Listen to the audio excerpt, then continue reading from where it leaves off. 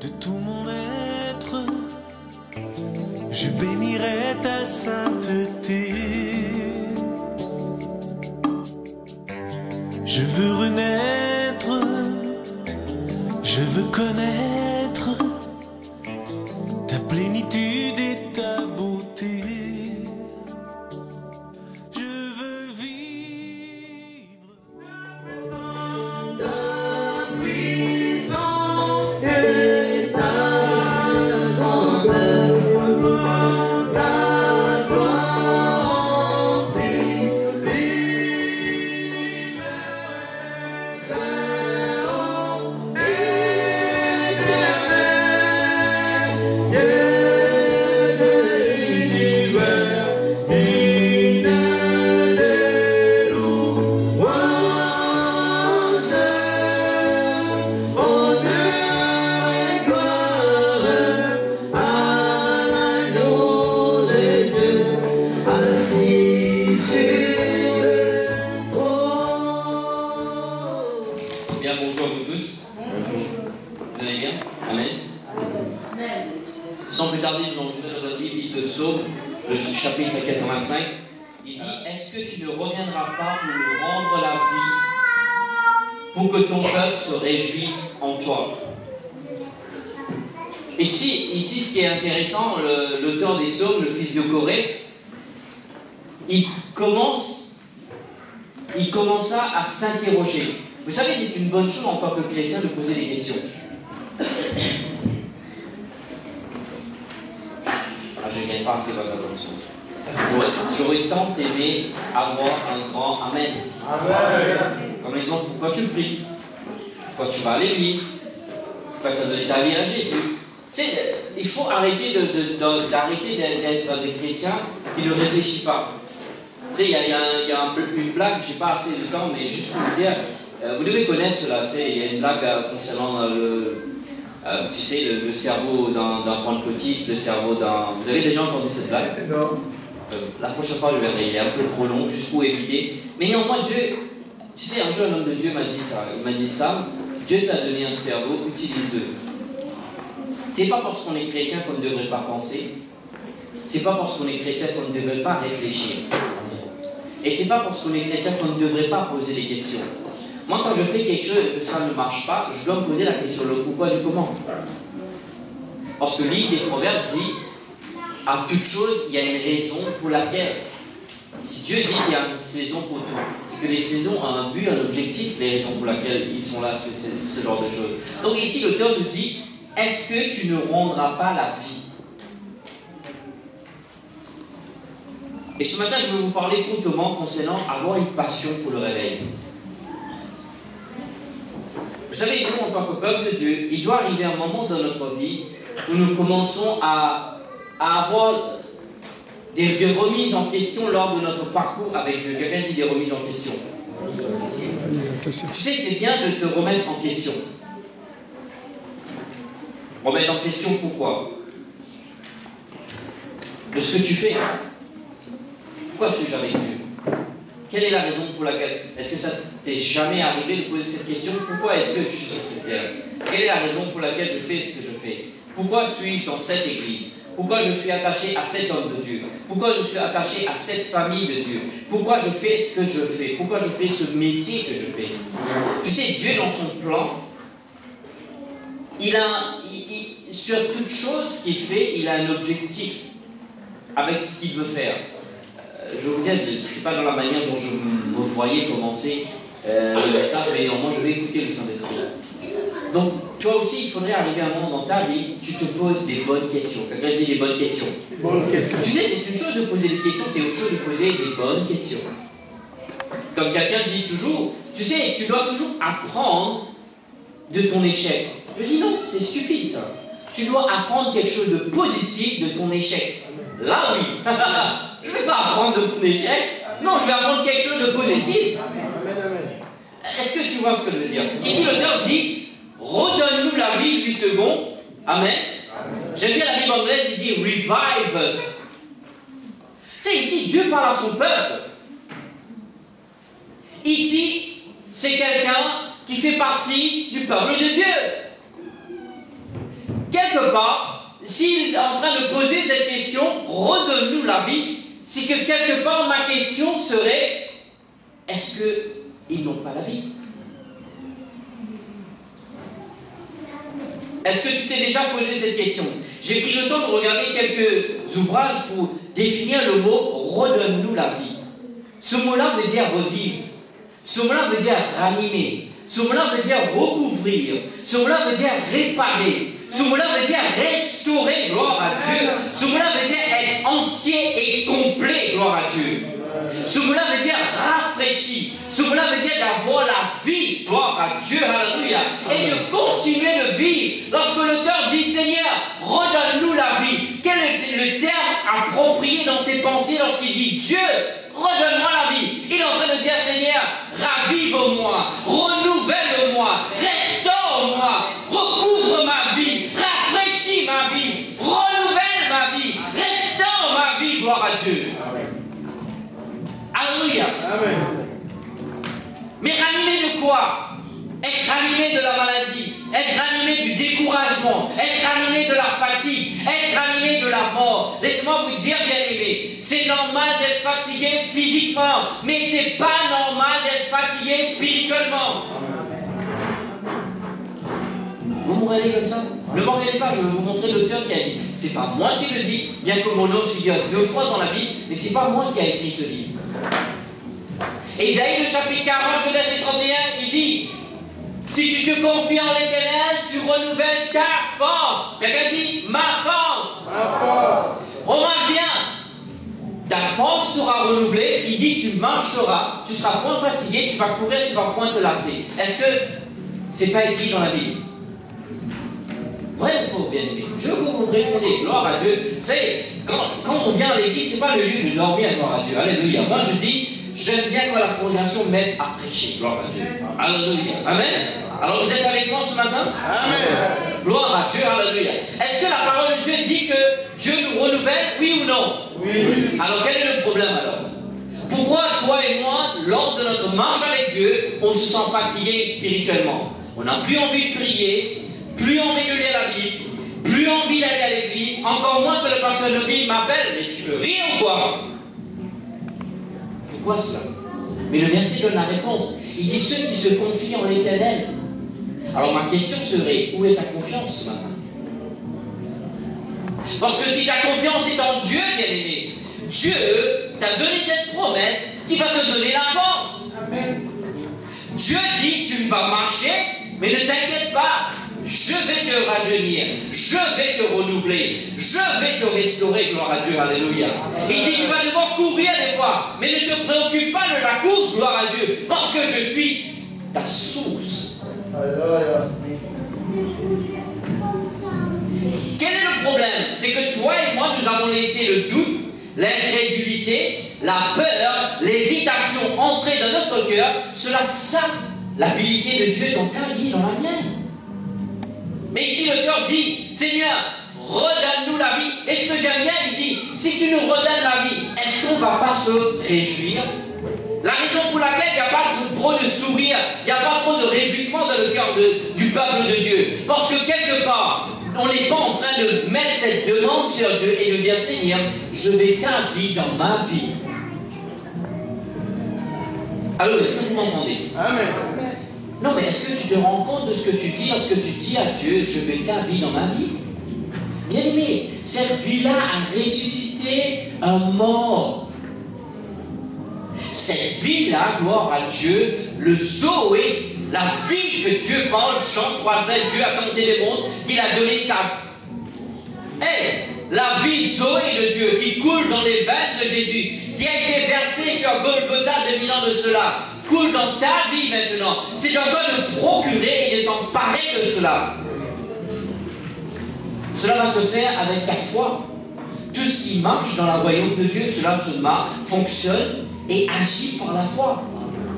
Alors c'est pour cela que tu dois commencer à t'emparer des promesses de Dieu. Dieu dit qu'il va te renouveler. Est-ce que tu crois que Jésus mentira? Alors bien, peut-être nous devons poser cette question. Tu sais, j'ai regardé dans des ouvrages concernant les réveils.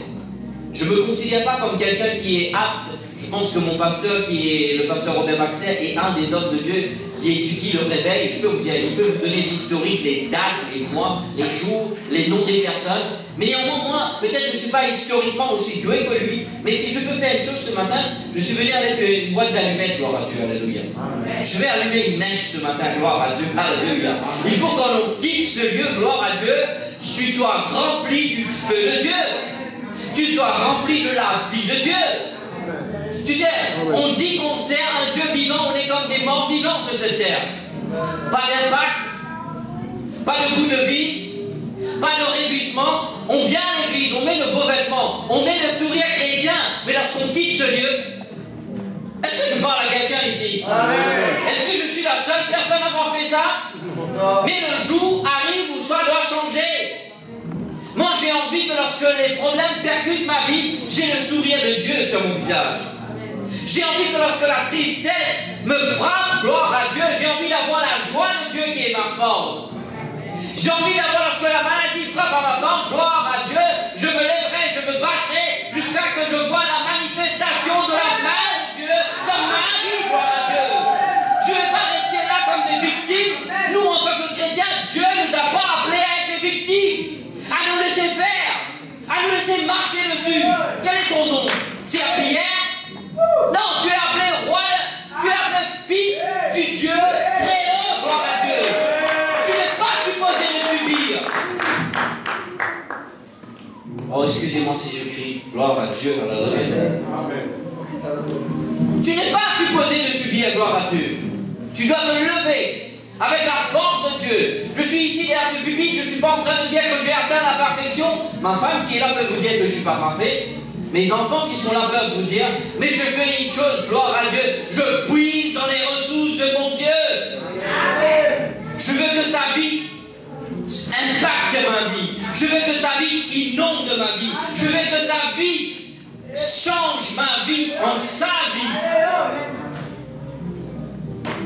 Et c'est pour cela, je crois que l'heure arrive dans l'église, bien aimé. Quand je parle de l'église, je parle non seulement de Weekend Church, je parle de l'église avec un grand E. Je pense que le peuple de Dieu, l'heure arrive, nous devons nous lever, nous devons avoir ras-le-bol de prier, de ne pas avoir de réponse, ras-le-bol de témoigner, de ne pas avoir des résultats, ras-le-bol de toujours lutter financièrement, ras-le-bol toujours de subir les conséquences des erreurs du passé. Il doit y avoir ras-le-bol de notre cœur, qu'on se lève et on dit aujourd'hui, le changement doit arriver, gloire à Dieu.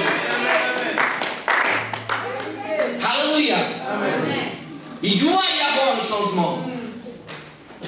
Et pour ça, bien aimé, il faut que toi et moi, on se positionne pour. La Bible dit, celui qui cherche, trouve.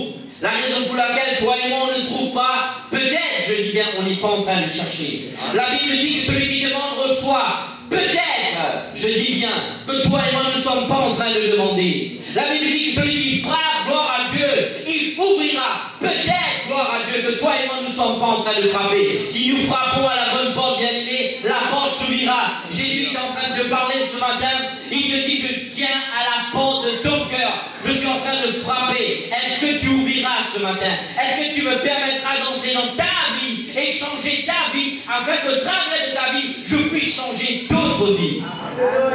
Parce que le but de Dieu, ce n'est pas de sauver des gens pour qu'on remplisse une église. Dieu veut remplir une nation. Aujourd'hui, nous avons des églises dans des villes. Ce que Dieu veut, c'est des villes dans des églises, gloire à Dieu. Et c'est pour cela que nous devrions nous réveiller.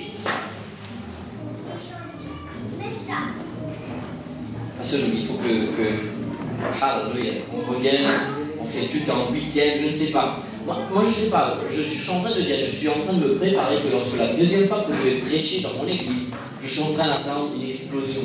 D'ailleurs, mon épouse peut vous dire, lorsque j'ai fini de prêcher, les gens qui sont venus à l'hôtel Pasteur Levi, ils m'ont dit, tu pouvais sentir la gloire de Dieu tangible. Il me dit, ils sentaient une chaleur. C'est pas parce qu'il faisait 40 degrés dehors. Non, la présence de Dieu.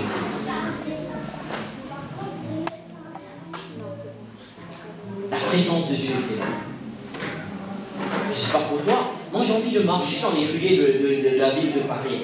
Que lorsque les gens rentrent en contact avec moi, ils ne rentrent pas en contact avec moi, Samuel, mais en contact avec le Dieu que je sers. Et c'est pour cela que toi et moi, nous devons avoir une passion pour le réveil. Qu'est-ce que le réveil? Tu sais, quelqu'un a dit le réveil, dans un contexte chrétien, se réfère généralement à une période spécifique de renouvellement spirituel dans la vie de l'Église. Ce que j'aime pas avec cela se réfère à une période. Le réveil ne doit pas être considéré comme un événement périodique. Le réveil doit être quelque chose de tous les jours. Le réveil doit être quelque chose de chaque matin, chaque seconde. Tu manges, tu bois, tu vis le réveil, gloire à Dieu. Pourquoi cela? Cela ne va pas se passer que lorsque le pasteur Novi va venir derrière le public, va vous faire l'onction d'huile. Il peut faire toute l'onction, il peut prier jusqu'à que les poules vont avoir des dents pour vous. Rien ne va se passer à moins que toi tu fais le choix, tu prends la décision qu'il va y avoir un changement. Le changement arrive lorsque toi et moi on veut changer. Le changement arrive lorsque toi et moi on décide et on veut un changement. Le changement n'arrive pas. Et on veut le changement. Changement. On confesse, tu sais, la parole dit confesser. Non, tu dois changer. Moi, quand je regarde la personne dans le bureau, tous les jours, je lui dis, tu dois changer. Alléluia. Gloire à Dieu, tu dois changer. La signification du mot réveil en lui-même veut dire ranimer. Oh, j'aime bien cela. Je ne sais pas pour vous, moi qui ai travaillé pendant 9 ans dans la livraison, gloire à Dieu, je peux vous dire que j'en ai vu des accidents. J'en ai vu des interventions des pompiers. J'en ai vu des interventions, d'ailleurs moi-même j'en ai eu des accidents. Alléluia, Dieu, merci pour sa protection. Alléluia. Et je peux vous dire qu'il y a une chose que ces gens-là font, c'est que leur but, ils font tout ce qui est en leur pouvoir pour redonner la vie à cette personne qui est allongée côté de la voiture, par terre. Est-ce que tu as déjà vu quelqu'un qui tombe dans le coma? Tu sais, peut-être l'époux qui tombe dans le coma, l'épouse, elle est peut-être une personne très timide, mais est-ce que tu crois lorsqu'elle voit son mari tomber dans le coma, elle sera timide? Tu peux rire. Je vous dis, elle va crier, elle va pleurer, elle va prendre le téléphone, elle va appeler le SAMU, elle va appeler le pasteur Novi, elle va appeler encore le monde entier pour prier pour elle, et elle va commencer à chatarer, à séquer. Alors je me demande, l'église, qu'est-ce qui se passera si ici, gloire à Dieu, à la rue de commerce à Beacon-Church, c'est quelque peu qu'on est, gloire à Dieu, on commence à avoir un ras-le-bol et on commence à se lever et à crier vers Dieu. Est-ce que tu crois que Dieu restera sourd à cela? Est-ce que tu crois? Dieu dit, invoque-moi quoi? Je ferai la sourde oreille? Non, il dit, je te...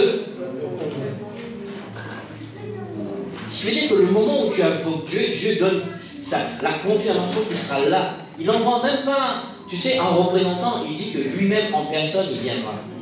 Et ne sais-tu pas que lorsque le roi de gloire descend, tout genou doit fléchir, tout genou doit confesser qu'il est Seigneur, et que toute maladie doit fléchir devant lui, que tout problème doit fléchir devant lui, gloire à Dieu.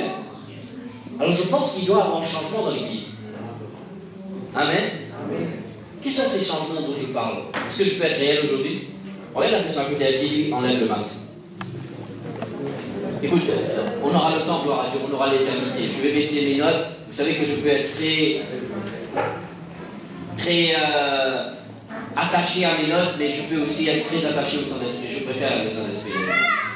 Parce que mes notes, c'est le Saint-Esprit qui me donne. Mais je pense que Dieu a une parole très certaine pour vous, très spécifique pour vous, bien aimés. Je pense que Dieu veut amener le réveil. Jésus, lorsque j'étais en train d'étudier sur ce thème, une des choses qui m'a ramené, c'est dans Matthieu le chapitre 6. Matthieu chapitre 6 révèle 3 choses dont Jésus lui-même parle. Il parle de la prière, il parle du jeûne, il parle de l'aumône, n'est-ce pas? Mais 3 choses qu'il a dit. Il a dit ne fais rien de ces 3 choses pour être vu des hommes. Vraiment, pourquoi tu pries? Est-ce que tu pries pour prouver aux autres que tu es plus spirituel que les autres? Est-ce que tu pries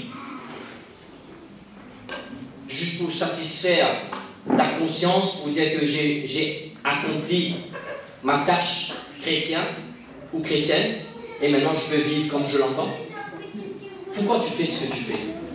Tu sais, des fois, nous, en tant que chrétiens, malheureusement, on a tellement entendu prêcher de la prière, de la parole, de tout ça. On dit, oui, je dois prier 1 heure, je dois lire la parole 1 heure, tu vois. J'ai fini maintenant. Maintenant, je peux sortir et vivre comme un païen. Est-ce que tu crois que ça va servir à quoi que ce soit? Non, mais... Comme un exemple, écoutez, est-ce que vous m'aimez? Réfléchissez bien. Le pasteur Louis s'est lancé, j'aime bien, c'est un homme de foi. Gloire à Dieu. Est-ce que vous m'aimez? Mais est-ce que vous me permettez de vous dire ce que je vais vous dire? Oui. Tu sais, je suis comme vous, je viens d'Afrique, mon Dieu. Gloire à Dieu, vous voyez bien, ma peau montre le prouve très très bien. Vous voyez ce que je veux dire? Amen. Tu sais quoi? Je me suis posé cette question. Pourquoi on n'est jamais à l'heure à l'église, mais on est toujours à l'heure pour prendre l'avion pour aller en vacances? Tu t'es déjà posé cette question? On n'est jamais à l'heure pour une réunion de prière, mais on est toujours à l'heure pour aller au ciné. Non, attendez, je vous ai dit d'enlever les masques, d'accord? Vous m'avez donné l'information.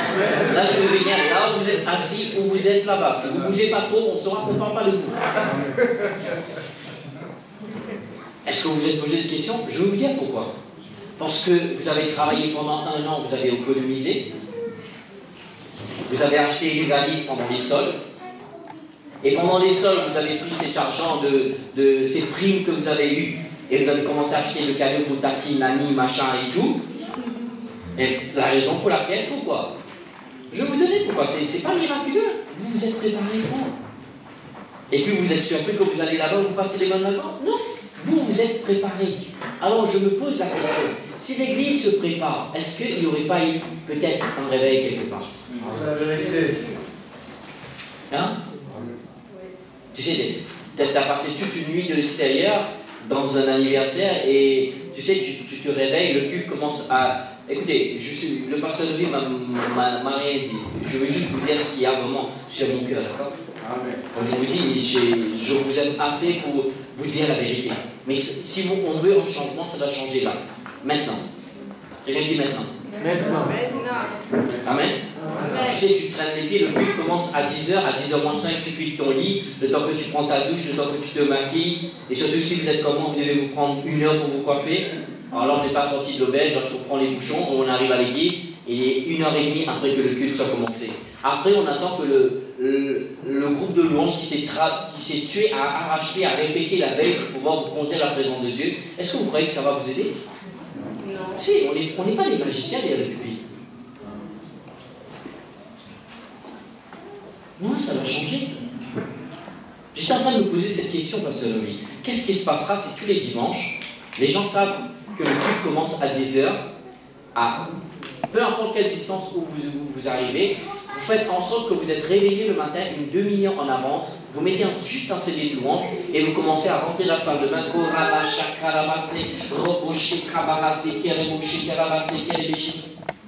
Et tu commences à prier et tu rentres dans ta voiture, tu fais glisser ce CD de louange, gloire à Dieu et tu arrives à l'église.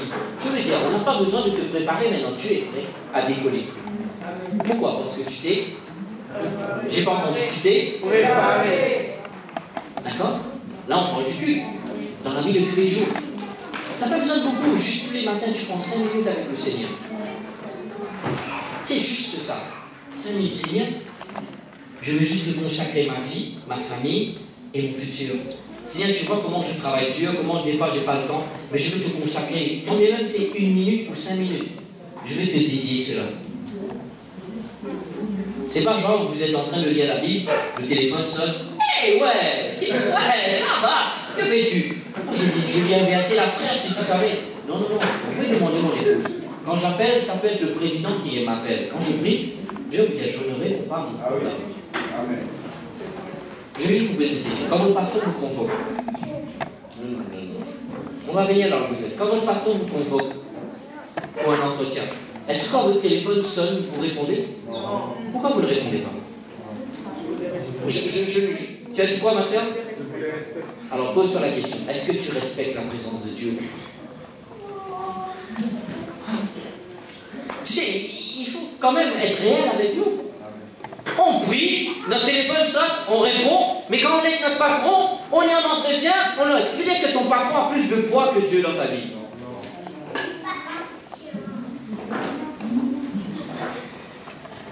Tu te rends compte? C'est surprenant, n'est-ce pas? Je ne te dis pas maintenant tu dois commencer à rentrer à ton travail lundi, commencer à l'insulter, non. Grâce à lui tu manges. Bénis-le, gloire à Dieu. Mais ce que j'essaie de te dire, c'est que nous devons peut-être changer notre attitude. changer notre comportement, changer notre manière de voir les choses, gloire à Dieu.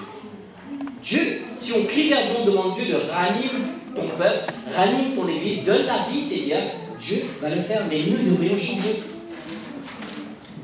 Comme l'exemple, c'est quand tu pries, parce que jeudi, c'est jeudi vous faites l'intercession. Au téléphone. Samedi. Ok, samedi, on est en train de prier. Le pasteur vient. Ok, on va prier. On va prier pour le réveil en France. Gloire à Dieu. Ding. Oh, je ne peux pas là, tu sais, je suis dans la réunion de prière. Non, mais où on va? Où on va? Et après, on se demande pourquoi il n'y a pas Dieu, pourquoi il n'y a pas le Saint-Esprit, pourquoi il n'y a pas l'agissement de Dieu. Vous vous posez la question le pourquoi? Parce qu'on n'a pas de respect. Dieu mérite d'être respecté. Dieu mérite d'être honoré. Tu es devant le roi des rois.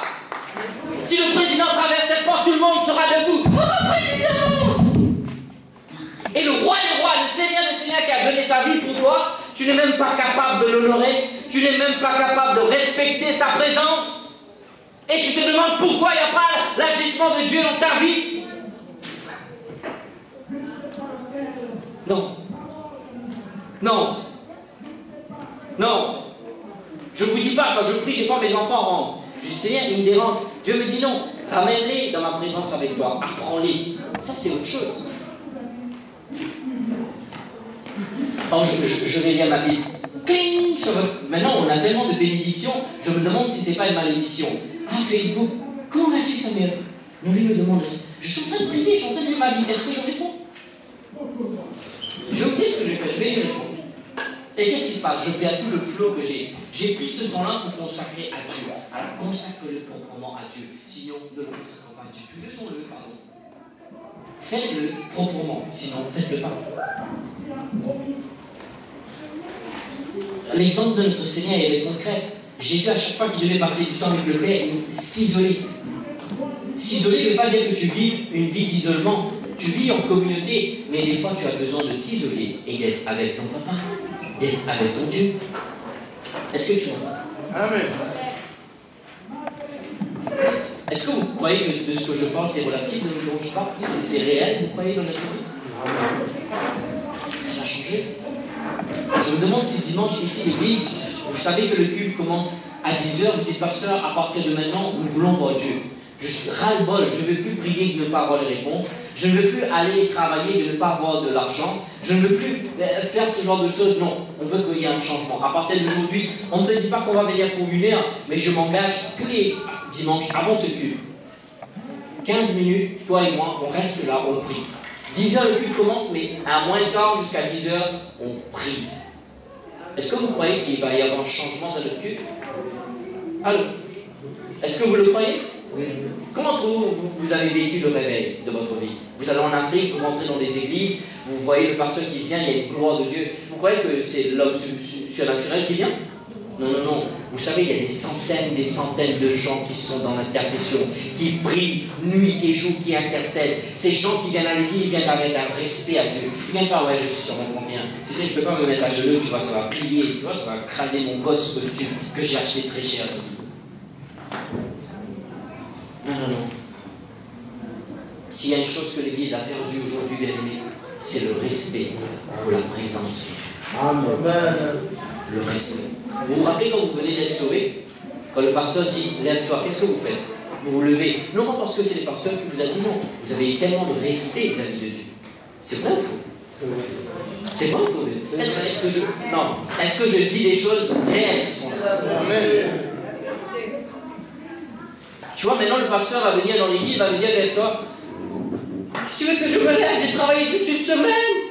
Hier, j'ai été dans le mariage, et là maintenant tu me dis de me lever. Tu dis, mais Tu vois, on a perdu ce respect, cette révérence qu'on avait pour Dieu, pour sa présence, pour son esprit, pour sa parole. On a perdu ça. Mais moi, je vois que l'heure arrive que Bicoture va restaurer ça.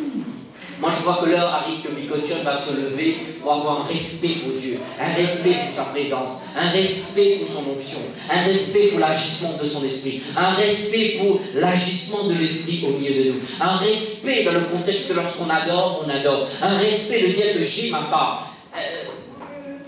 J'ai 2 minutes. savez, Dieu ne vous a pas envoyé à Beacon Church juste pour remplir les chaises le dimanche. Excusez-moi si je dérange votre théologie. Et que le pasteur et sa femme doivent travailler arrache-pied, nuit et jour, perdre leur santé, perdre leur famille, pour que l'œuvre de Dieu soit accomplie. Vous avez un but, un objectif ici. Dieu vous a mis dans cette famille, vous avez votre contribution à donner. Que faites-vous? Dieu ne va pas demander simplement eux de donner des comptes. Vous, en tant que famille de Beacon Church, que faites-vous ici pour cette œuvre? Est-ce que vous venez comme des suceurs de sang, vous puisez, ou vous donnez votre contribution pour que Dieu puisse agir?